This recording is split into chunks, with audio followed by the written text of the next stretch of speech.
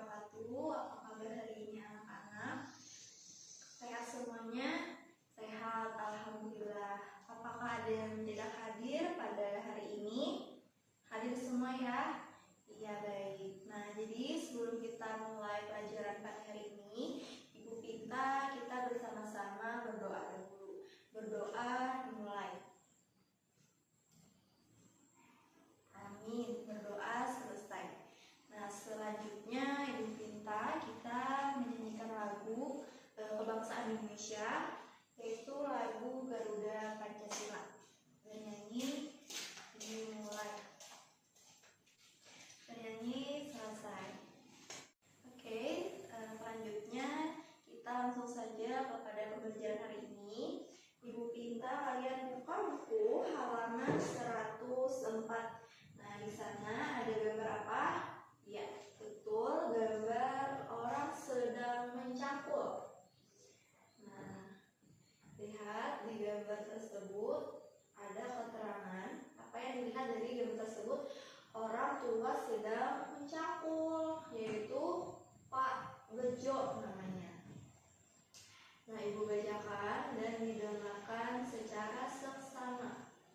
Pak Bejo yang sudah tua tetapi masih kuat mencangkul.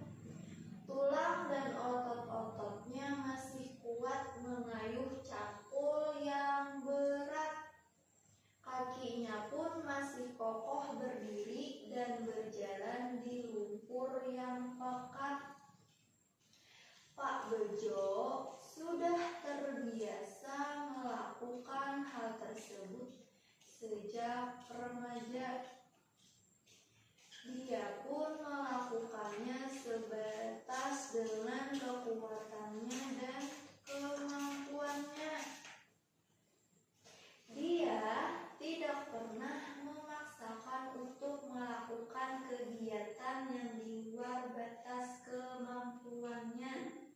Jika kita paksa, bisa-bisa tangan dan kaki kita cedera. Jadi, kesimpulan dari gambar tersebut adalah Pak Bejo biasa melakukan hal tersebut atau aktivitas tersebut sejak remaja. Jadi kalau kita yang tidak ada basicnya mencangkul tetapi mencangkul, bisa-bisa tangan dan kaki kita cedera atau otot-otot kita ikut cedera. Nah, di sini Ibu akan menjelaskan tentang ciri-ciri otot-otot tersebut. Otot-otot tersebut ada 3. Nih, ada otot polos, otot lurik, dan otot jantung. Yang pertama, otot polos. Ciri-ciri otot polos. Otot polos berbentuk gelendung dengan ujung yang meruncing. Nah, ini otot polos berbentuk gelendung, ujungnya meruncing. Karena otot polos tidak dipengaruhi oleh kesadaran. Jadi kalau kita sedang tidur atau pingsan, otot polos tidak bisa bekerja. Nah, gerak otot polos lambat, teratur, dan tidak cepat lelah. Otot polos terletak pada alat-alat tubuh bagian dalam. Nah, ini letak otot polos di dalam bagian tubuh. Nah, ini seperti yang digambar. Otot polos tidak memiliki diskus interkalaris. Nah, itu ciri-ciri otot polos. Selanjutnya otot lurik. Bentuk sel otot lurik memanjang dan silindris. Nah, ini otot lurik memanjang dan silindris. Otot lurik memiliki banyak inti sel yang terletak di tepi sel.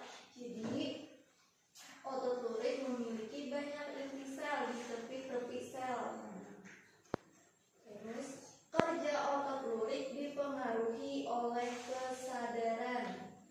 Jadi kalau kita tidur, kita pingsan, otot luriknya juga tidak bekerja karena saat tidur, saat pingsan kita tidak sadar. Jadi otomatis otot luriknya juga tidak bekerja. Itu kebalikan dari otot polos tadi. Nah, gerak otot lurik cepat, tidak teratur, dan cepat lelah. Otot lurik melekat pada rangka. Nah, seperti rangka tubuh. Nah, itu otot lurik. Otot lurik tidak memiliki diskus interkalaris. Itu contoh-contoh otot lurik. Yang terakhir, otot jantung. Otot jantung berbentuk silindris yang bercabang-cabang. Nah, bentuknya silindris tapi bercabang-cabang. Itu termasuk otot jantung. Nah, otot jantung memiliki banyak inti sel yang terletak di tengah sel. Nah, jadi otot jantung memiliki inti sel tetapi di tengah sel.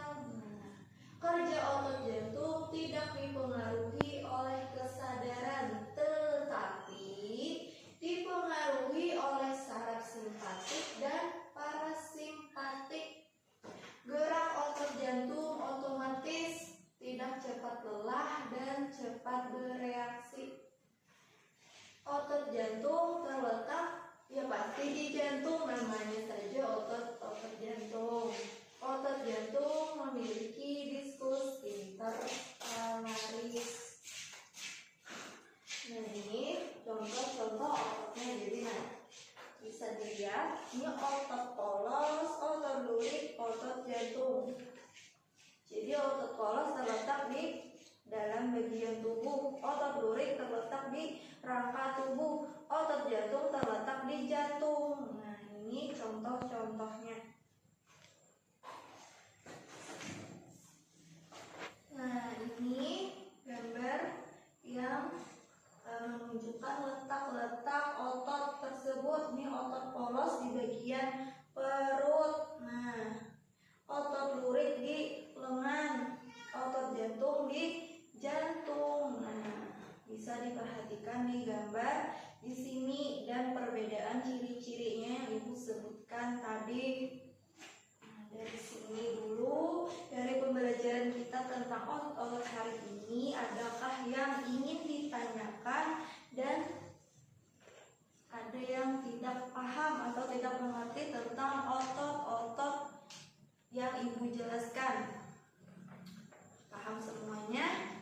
Paham? Alhamdulillah.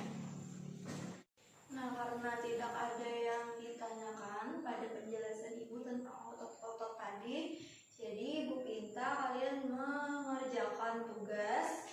Tugasnya yaitu membuat cover bacaan yang berjudul Otot Manusia sesuai dengan imajinasi dan kreativitas kalian masing-masing.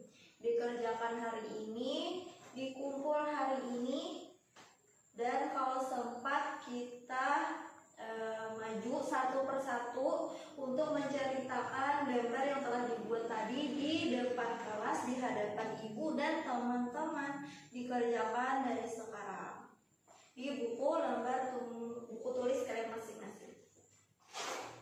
Baik, alhamdulillah, sampai di sini dulu pembelajaran kita hari ini tentang otot-otot pada tubuh manusia.